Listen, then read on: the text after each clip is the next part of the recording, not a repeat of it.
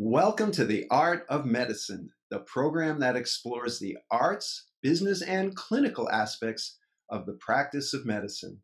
I'm Dr. Andrew Wilner, and today I have a special guest, Rabbi Jeremy Simons. Welcome, Rabbi. Thank you very much. It's an honor to be here, Doctor. So I think the big question, first of all, is why a rabbi on the show? And so I'm gonna tell a story. Years ago, I remember I was making rounds at the hospital, which is what I do most of my professional life. And there was a patient who was very sick. She'd had a hip fracture and then total organ failure. And so there was a whole line of specialists. In fact, I had to wait in line to get into her room. The cardiology guy went in, and the kidney guy went in, and the lung guy went in, and the orthopedic guy went in. You know, we all took our turns with our own very specialized sort of view of this patient. Usually when the neurologist goes in, it's not so good. And she wasn't doing that great. So I went in and I stepped outside and I was chatting with the resident about the sort of, it was looking pretty grim in there.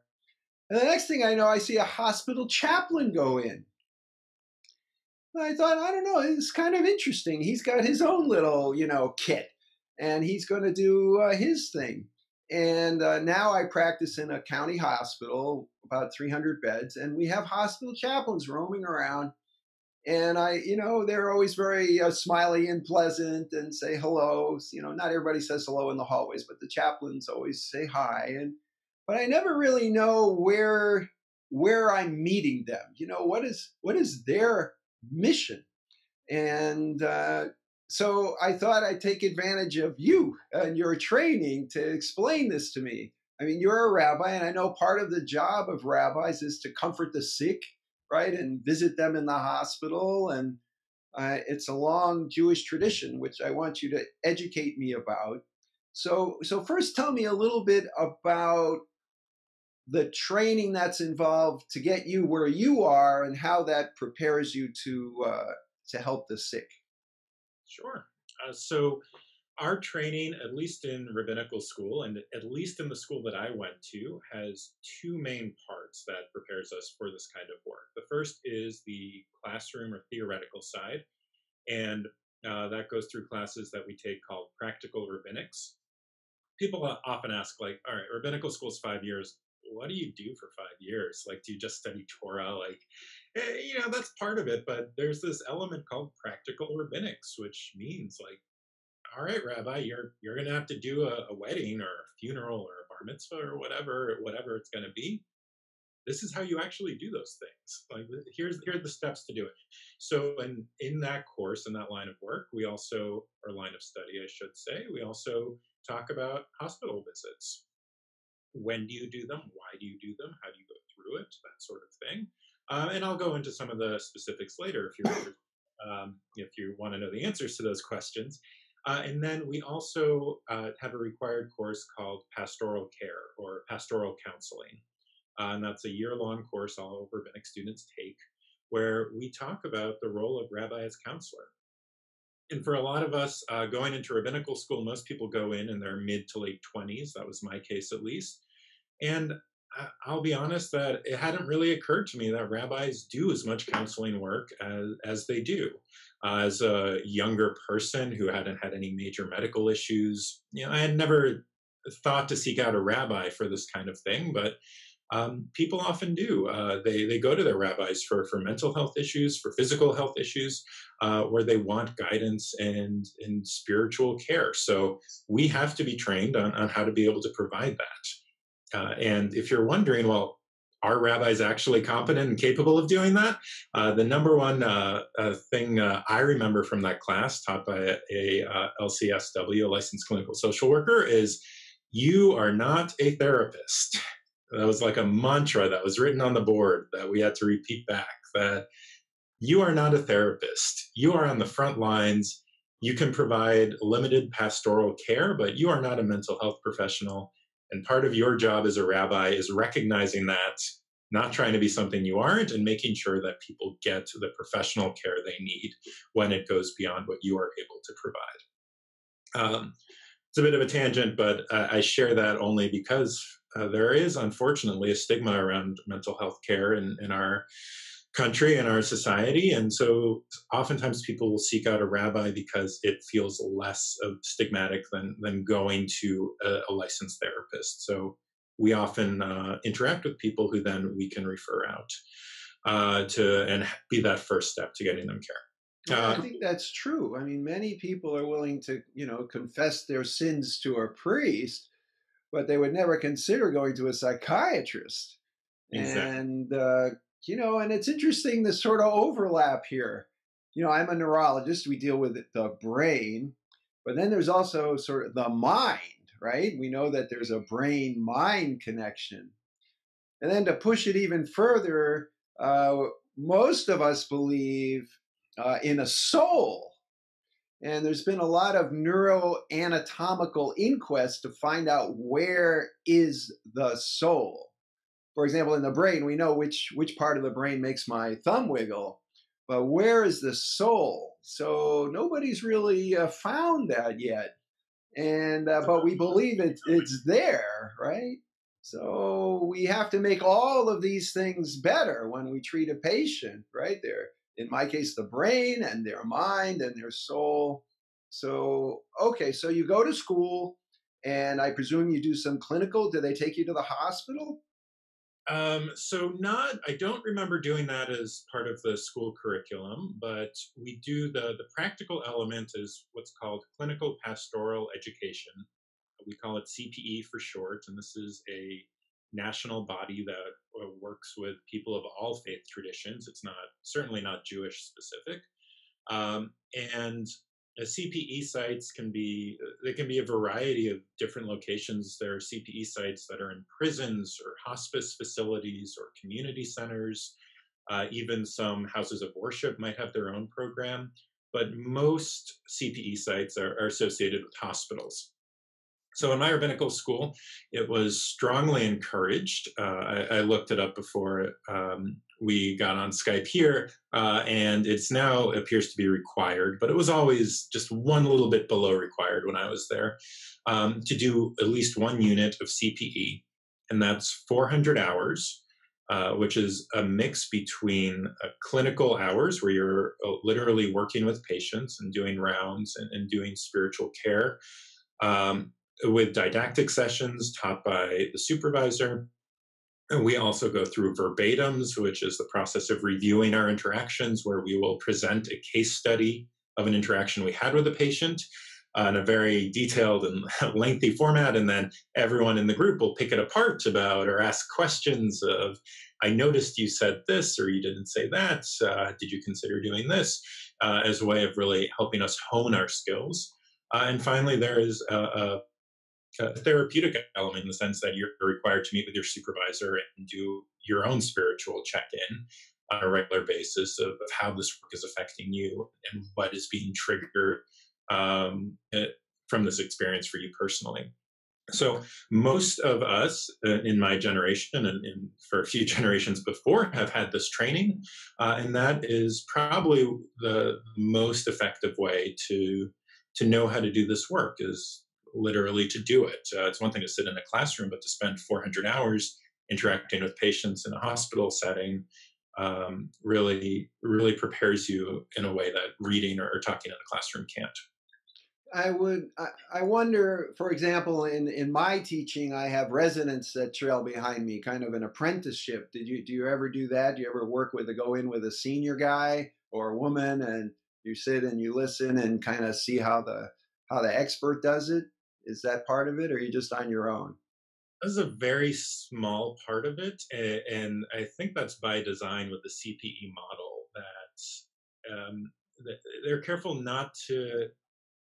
Let me back up. That going into the room of someone who may have a terminal diagnosis, let's say, or someone who is facing imminent death is if you've never been in a place like that before, it's intimidating. So. And it's natural to say, well, I don't know what I'm supposed to do or say. But if you start following people in, then you're likely to just latch on to what they're doing. Hmm. And that's okay in the sense that it will probably help you somewhat, but the goal of CPE is really to strengthen the individual chaplain to be able to feel comfortable in that room being their authentic self, as opposed to modeling what they have seen done by someone else. Right. So start. I think this is an easy question. So, how do you know who to visit? Every place is different. So I can only really, I've done one unit of CPE. I did it at Cedars-Sinai Medical Center in Los Angeles. So I can share a little bit about my experience with that caveat that Well, I'm curious. For example, the chaplains in my hospital, they're kind of roaming around. How do they know which room, which door to knock on? so I can speculate that one thing is in intake forms when people are admitted to hospitals, most hospitals at least will have a place for religious preference and maybe some way of asking, would you like would you be interested in a clergy visit?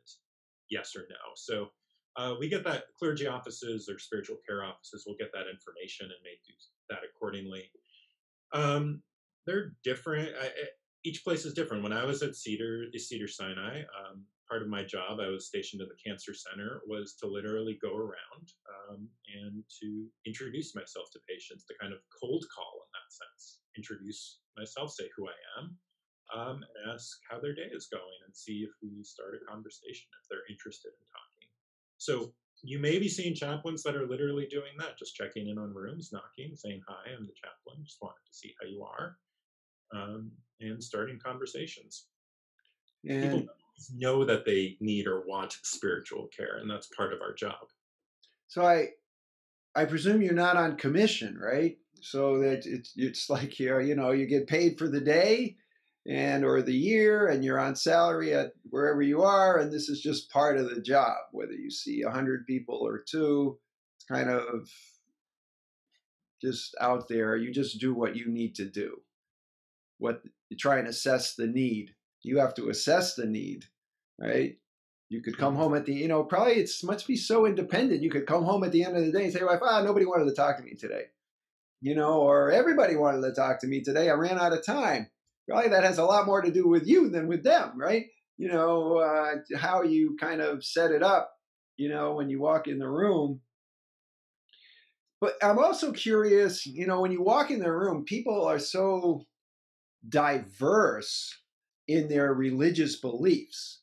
I mean, you're a Jewish rabbi. So, but even with the spectrum of Jews, right? I mean, you have those who are quite observant and Orthodox, and then, all the way to, well, yeah, I was born Jewish, but I don't really remember much about it.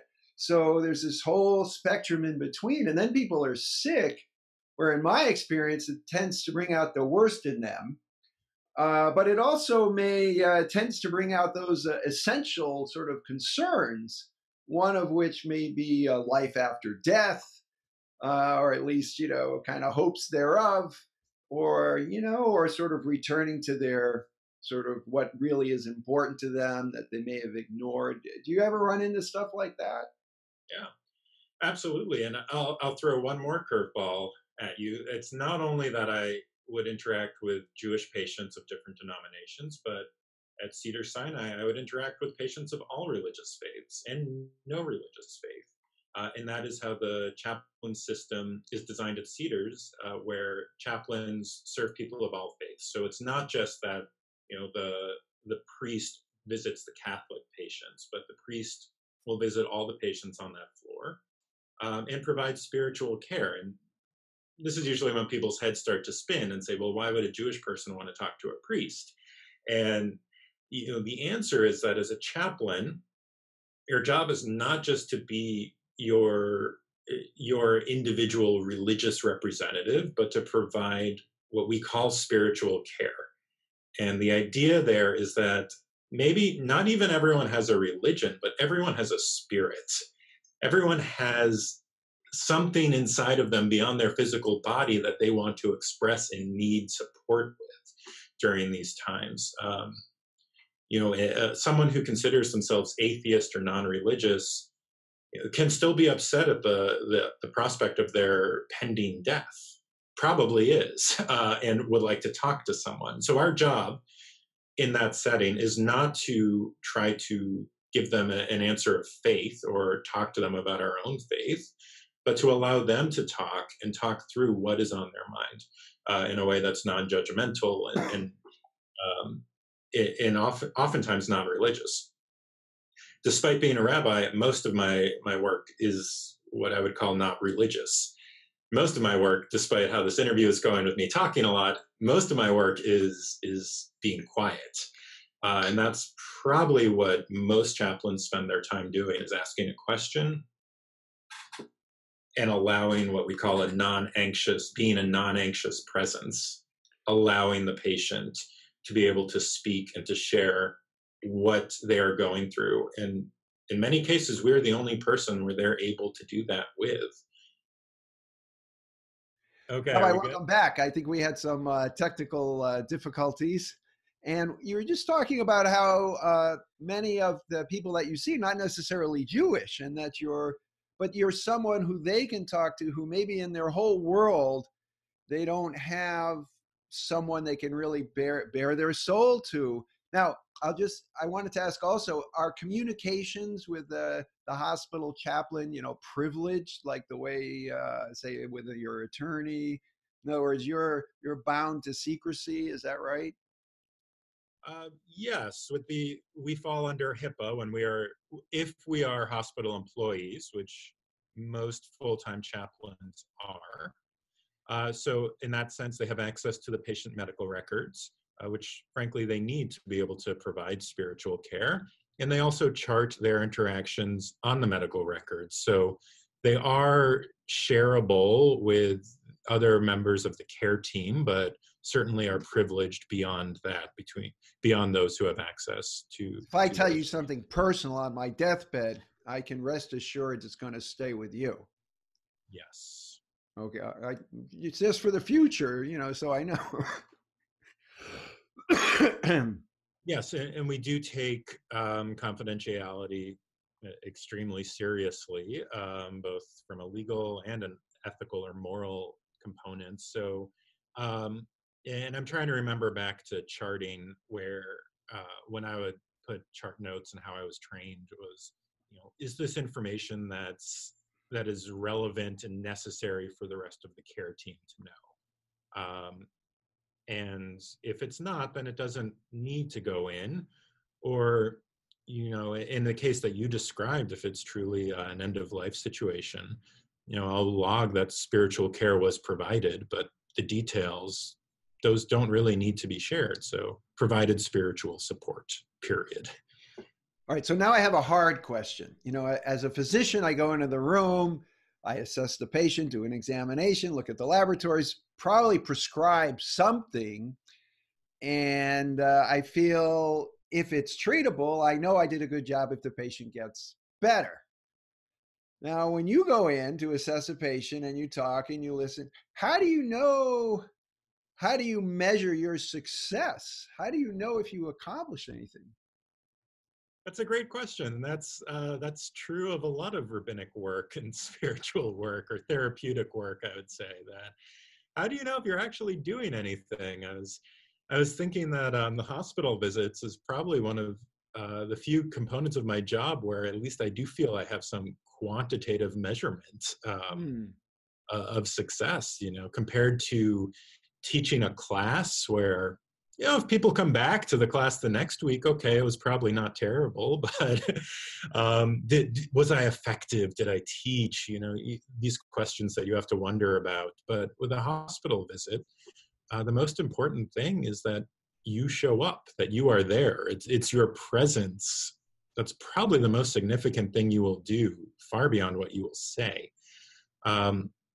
So from a community rabbi, someone who works in the synagogue and not in a hospital, when I do my rotations for our congregants in the hospital, I know when I leave the hospital, okay, I visited 4 or 5 patients. I talked to them, I interacted with them, they received a visitor. That is a success. I know that may seem like a low bar, but I want to emphasize that simply being there and making the visit is a hugely significant act. And I should share some of the Jewish background on this. That The mitzvah or the commandment, it's called Bikur Cholim, which means to visit the sick. This has been an instruction that we've had for millennia in the Jewish tradition. And the rabbis and Midrash, which is a rabbinic compendium, as well as numerous places in the Talmud, they say, they have this line that visiting the sick, doing this act, removes 1/60th of the disease. So if I visit someone who is sick, I have lessened their disease by 1/60th. And if that sounds bizarre, I realize it kind of is, but the rabbis use this fraction 1/60th. It wasn't meant literally, like, well, if I go for 60 days, then they'll cure.